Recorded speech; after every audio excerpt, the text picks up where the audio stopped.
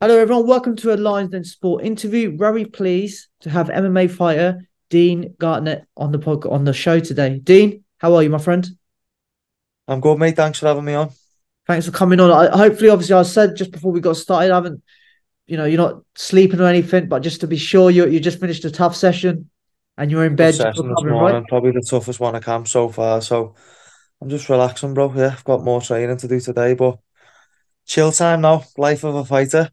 100%. And we were just saying you got a distinct accent there as well. So you're based obviously up in Liverpool. Yeah, I'm a Where are you scouser. training? What are you training out of? So I've got my own academy called Aspire Combat Sports Academy. It's quite a fast growing team in the UK. Been going 8 years now, but we've got a really busy junior and amateur team and got a lot of good young guys turning over to pro. So yeah, fighting out of my own academy these days, mate. We've got everything we need there. And based on my last two performances, it's certainly working for me. What made you want to start your own sort of academy? To be honest, bro, on my second session of training MMA, I felt like being a coach was a something that just aligned with me. And since then, I've gone on to get a degree in coaching development, and we've pioneered a few little things at Aspire, like a post 16 BTEC program where students go full time. We've got a classroom at the gym and stuff. So I just felt like I had a fresh approach, but having been someone with a coaching development background. That's amazing. So I guess it's a great thing for you to do in the future as well, right? Once you officially finish your fighting career, help Yeah, develop but you know fighters what? skills for region. It's all synergized, isn't it? You know what I mean? Being a fighter, obviously, you need to be selfish in camp, but only in camp so many months of the year. All the other times, then there's nothing wrong with being a coach and being a leader and working with the team and bringing on younger fighters. So it's something for after fighting, but it's also still a full-time occupation for me now. Hey, yeah, any fighters to look out for? There's a lot coming out of Aspire. Liam McCracken is a really big prospect we've got, but he was hit by a bus just a few months ago. He suffered some really serious injuries, but he is a massive prospect on the scene. I think he's 5-1 or 6-1 pro, only 22. Marlon Jones, another one of ours who's real big prospect who's suffering with an injury at the minute. Hopefully see him back this year. Jack Axworthy, Charlie Bolton. Honestly, mate, the list goes on, and we've got some real high end juniors as well. Mm. People like Shea Williams, Regan Bellamy. Yeah, honestly, mate, we've got some real world class talent coming through the team at the minute. So yeah. Hey, I'm quite intrigued. How did you get involved in the MMA sort of circuit? To be honest, bro, I remember being a 12-year-old. I was an amateur boxer at the time, and I was watching Chuck Liddell fight Randy Couture on Bravo, and it was kind of my first exposure to it. Hmm. And I just was fascinated by it then forever. And then when I was 19, I went online and just searched and realized, oh my God, there's a few clubs in Liverpool that do this. And first session down there, I was like, this is what I want to do. And the second session, I was like, I'd love to be a coach as well. So I was in, bro, from the first day I walked into the gym. I was in, and that was 16 years ago. It's quite intriguing because you got in Liverpool where you got so many good amateur boxers in you around your age. You got Tony Yeah, Bellew, you got the Smith brothers, you got all these guys. And what yeah. made you just have that connection with MMA instead of boxing? As a 12-year-old when I was boxing, I just like, obviously I enjoyed it, but it was just like corrupt. You used to get told like, oh, you probably win, but you won't get the result. And I used to watch MMA and feel like it was real fighting, and boxing was a sport, and MMA was a fight, and Hmm. boxing wasn't a fight. So that's how I saw it as a kid. Is like I'd rather be a good fighter than a good boxer. Okay. Fair play, fair play. And obviously now you had 11, 12, 13 fights, 14 I've fights. had 11 2 months, that's 14 pro, and then I've also had three pro fights that were like hybrid rules where it was 5 minutes Muay Thai in Muay Thai gloves, and then you Oh, switch your gloves over and do 5 minutes MMA. So I'm 3-0 on that as well. A knockout and two heel hooks. So I think that puts me on 17 pro fights, to be honest, mate. wow. Did you have any amateur boxing fights? I had a few. I had like four. Won two, draw one, lost one. Hey, Two, one, and one. I was has a the amateur amateur. background helped you in your sort of your MMA career? A little bit. It was a base when I first started, but I'll be honest, I just focused on jiu-jitsu for the first couple of years training and really pushed hard to get. I think I'd done about 10 jiu-jitsu tournaments before I got in the cage. Wow. So I had a little bit of a boxing base, developed some jiu-jitsu, and then, built on from there and started just rounding off the skills. And I've been doing it ever since, bro. 16 years later, still doing it now. You're 35, right? 35. 35. How does it feel on the body, the wear and tear of it now compared to Better than ever, bro. I think before I had a break, before the broken jaw in 2019, I was probably overtraining at times and sparring too hard. Now as a 35-year-old, I'm a wise man in the game and I'm a bit smarter. I don't have much of an ego anymore. I just, I understand the difference between competition and training and separating them. And quite at the minute, I know how to periodize my training, how to structure my training, how to incorporate rest effectively and stuff. So probably say I'm enjoying it more than ever. And again, I'm performing well, so something's working. yeah, who makes up the Dean Garnett team? Who's in your team then? Who looks after the whole So, package? so my business partner and head coach is Phil Turner.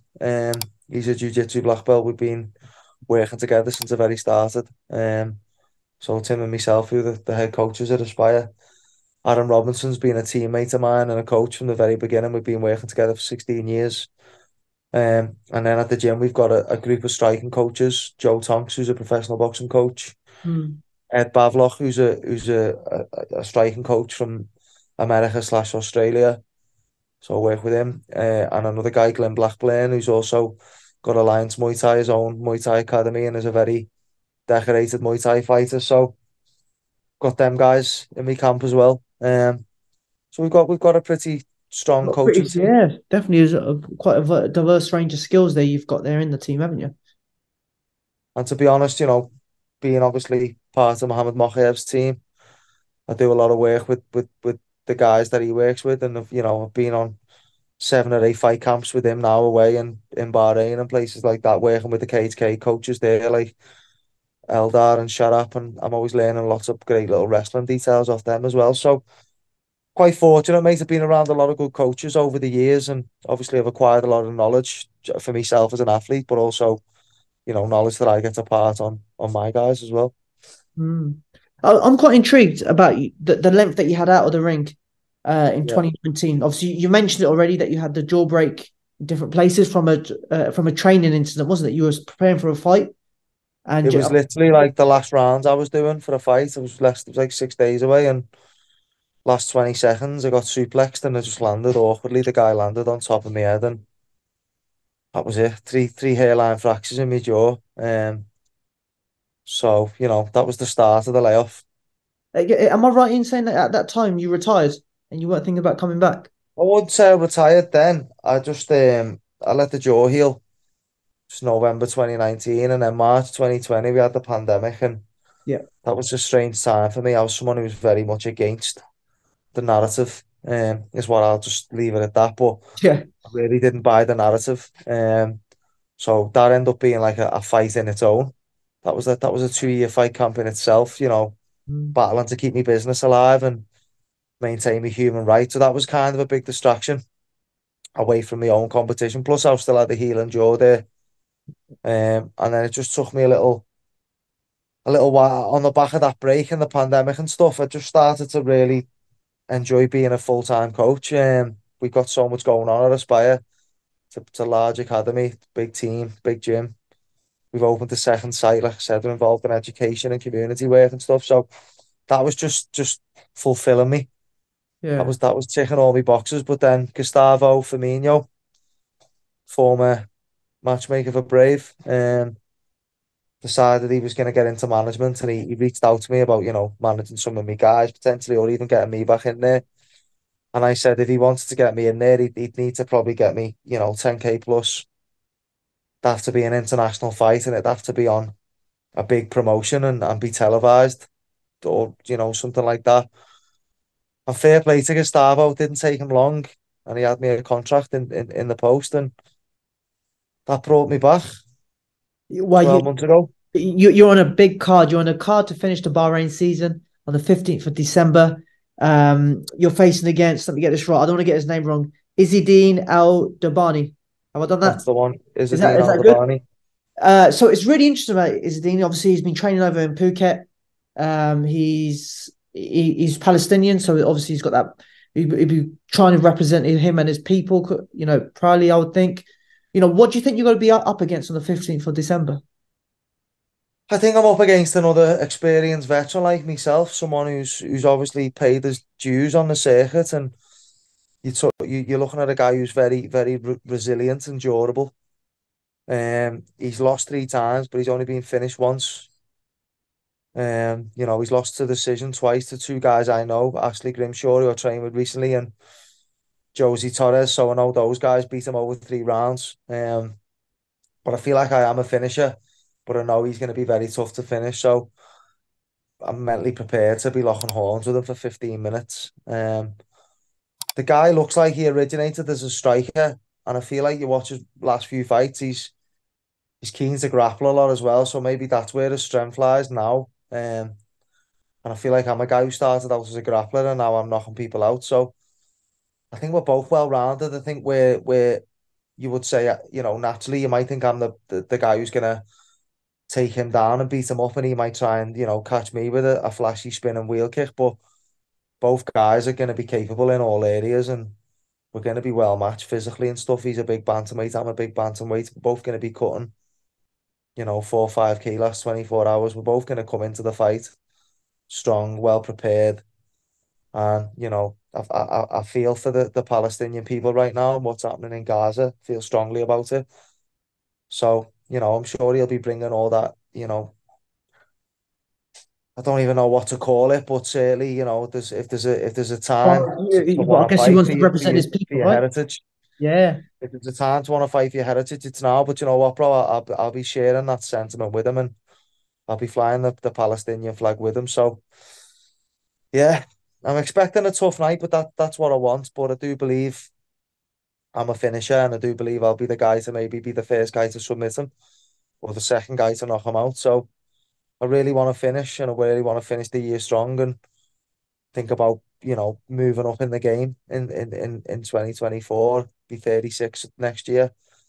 I need to really do something now. I haven't got much time left in the game. I've probably got 3 years where I can compete at the top level. So now's the time for me to do it, bro. I want tough fights. If you told me he's pulled out now and I'm getting an easier opponent, I'd be absolutely devastated. So I'm doing this for the challenge. I'm a father, I'm a business owner, I'm a coach myself. I'm a busy man. And the only way I'm taking time out of all the other things I'm committed to, bro, is to really challenge myself. And that's what fighting MMA is about for me. So yeah, I'm excited about the tough fight I've got ahead of me. Very experienced. We're both very experienced. We're both very good on paper. We're both very good in real life. We're both well-rounded. We're both very physical. I wouldn't say there's a weakness in either's game where there's going to be an obvious area to exploit. Well, it's quite intriguing because you're talking about the future. What is the goal for you? If you get through this fight, let's say you get through this fight Well, successfully. the Then when goal you is do to take is to like earn fight, money, bro, and be create a resume in the sport that I'd be proud of. I wanna one day look back and be proud of what I achieved, like we all should. I want to make my kids proud, make my family proud, and I just wanna compete at the elite level. So who knows? A big win against Izzeddine Al Derbani, does it lead me to a Brave title? Does it lead me to another promotion? I don't know, but I want big fights. So wherever the biggest fights are, I want to be there, and all I can do is keep winning. are you proud of what you've achieved so far? Um, I'm a proud of I am what I've achieved so far, but if I retire tomorrow, I will be asking myself questions. I've got no regrets about anything I've done in the game. I remember, I was talking to UFC when I was 9-0, Mm. and they told me they were interested in me, and they said just hold out, and that's not my style. I got offered a fight against Magomedov.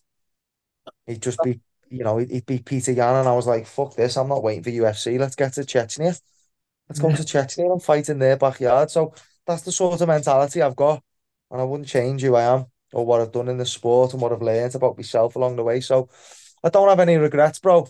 But I'd love to, lock horns with some of the best guys in the world, and I haven't had the chance to do that yet. So I know Magomedov is one of them guys up there, but Yeah. I, I'd like to see, myself picking up more world titles. Obviously, in the hexagon featherweight champ, could be a bantamweight title for me on there next year. Obviously, Brave's an option for me. And who knows? Who knows? We talked about some other big promotions before, like UFC, PFL. Anything, bro, anything.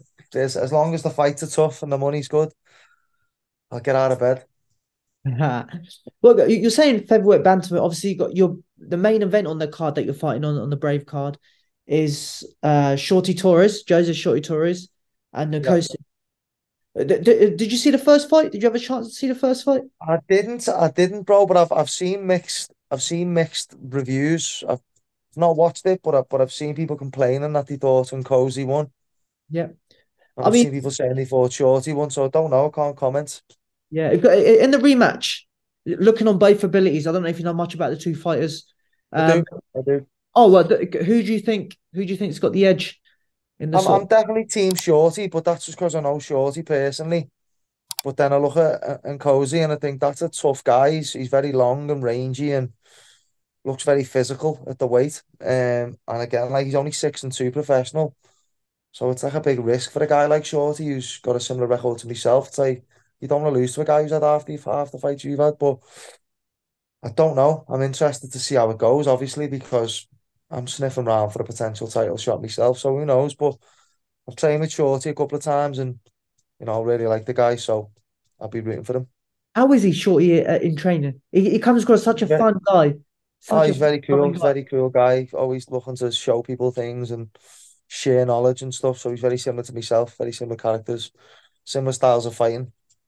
Yeah, he's good. He's good. I rate him as a human being as well as a fighter. So he's a top guy.